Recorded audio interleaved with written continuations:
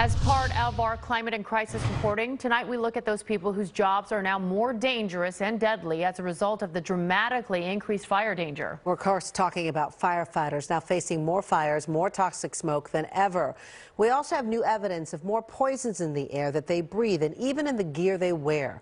NBC Bay Area's Terry McSweeney has the problem and potential solutions.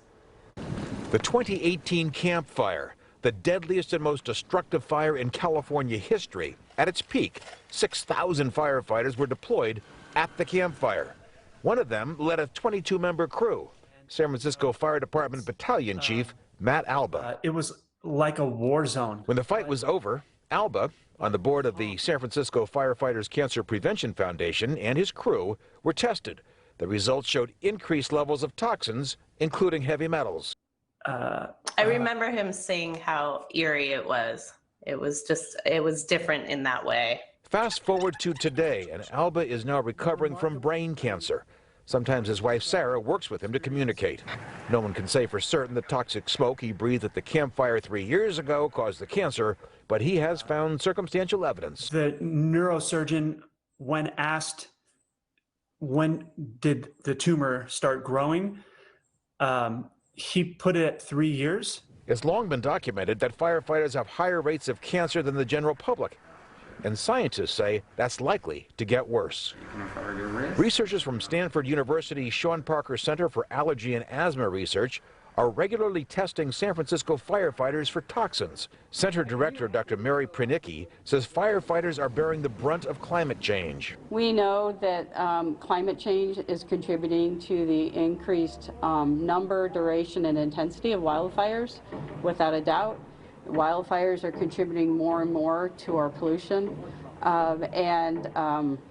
you know, the more wildfires, the more danger we're putting our firefighters in. Add to that far more types of poisons in the air from the new materials used in homes. Researchers also investigating toxins coming from the very gear meant to protect firefighters. We're currently testing out some new equipment, in which we have a few participants, and we have a control group that's also studied using the old turnout protective equipment that we have been using in the past.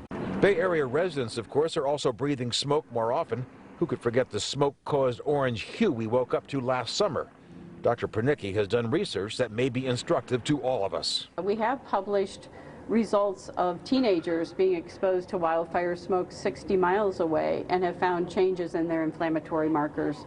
So we're pretty confident that we are going to see differences pre and post smoke exposure in these firefighters. Battalion Chief Alba, who looks forward to coming back to work here at Station 21 on Grove Street, says CAL FIRE recently went to Sacramento looking for money to buy safer and better equipment. Very expensive stuff, and nothing happened. He says he's now got a better idea. Legislation will force the manufacturers to produce something. So, you know, if there's any lawmakers out there, you know,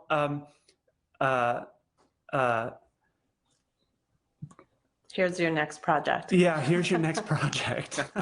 In San Francisco, Terry McSweeney, NBC Bay Area News. Now, if you want to watch this story again or any of the others we've done in our Climate and Crisis series, log on to NBCBay.com. Just click on Climate and Crisis.